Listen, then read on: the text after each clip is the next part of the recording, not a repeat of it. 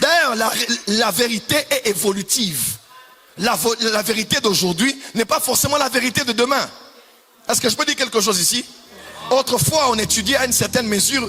Quand on étudiait, on nous disait 1 moins 2, c'est impossible. Ce n'était pas faux, c'était vrai, mais pour le niveau dans lequel on se retrouvait.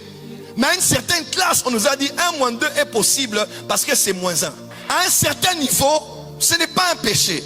Mais à un certain âge de l'église, âge de la foi chrétienne, on peut encore voir qu'il y a des choses qui sont impossibles.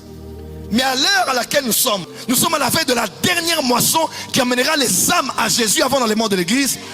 Il faut que l'église atteigne la maturité. C'est le rôle des 5 ministères. Les 5 ministères, comme les 5 doigts de la main, sont les 5 doigts de la main de Jésus.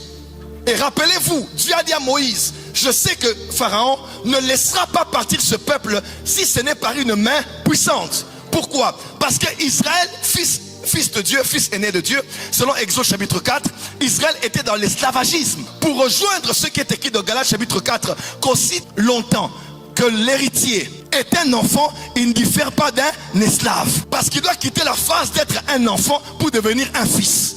Il doit quitter la phase d'un épios pour devenir un ouios.